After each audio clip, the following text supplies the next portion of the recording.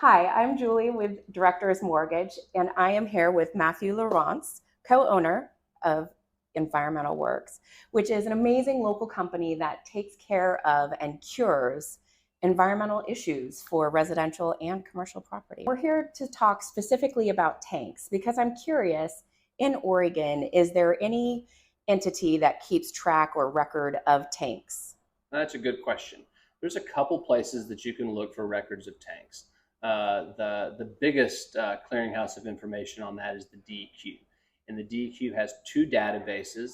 One for tanks that have been reported to have leaked sometime in the past, and then also there is a database that is voluntary.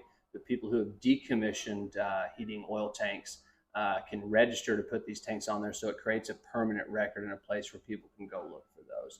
So the DEQ is going to be your best resource to just simply Google DEQ heating oil tank program, and those links are pretty readily available. There's also for people living in the Portland metro area, you can also look in the Portland Maps, which is portlandmaps.com, and go to historic permits. And a lot of the old permits for these tanks, their size and locations will be on there. It's not a definitive list of everything, but it's a possible resource. That's great information. I had no idea. Now, when did DEQ start keeping track of oil tanks on property? DEQ developed an official heating oil tank program in 2000. There are records that the DEQ has of some of heating oil tanks prior to that, but it wasn't formalized as a department and a true database of all of this information until that point. Interesting. Well, thank you. How do you know that you have a tank on your property or on a property that you're interested in? Yeah, it's important to find out if you have a tank on a property, and there's a lot of visual indicators that you might see if you were to walk around the house or the building.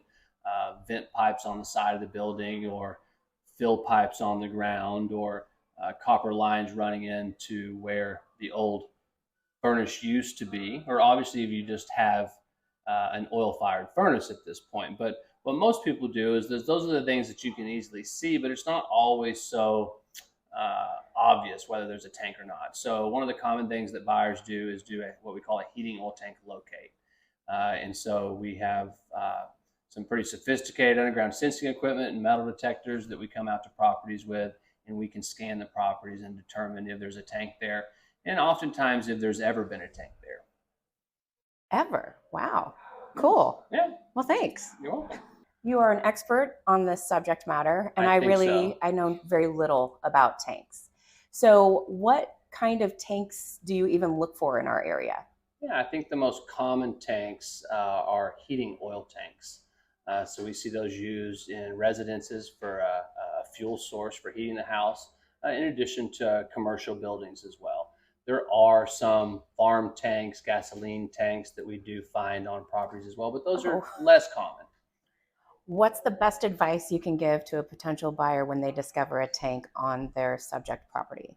Well, first thing is don't freak out. These are everywhere. Most of the older homes had them. But the best advice is that you need to get some soil samples on this tank and see if it's leaked or not. And if possible in your deal, you would want to get this tank decommissioned and run through the DEQ process prior to your purchasing of the property. Perfect.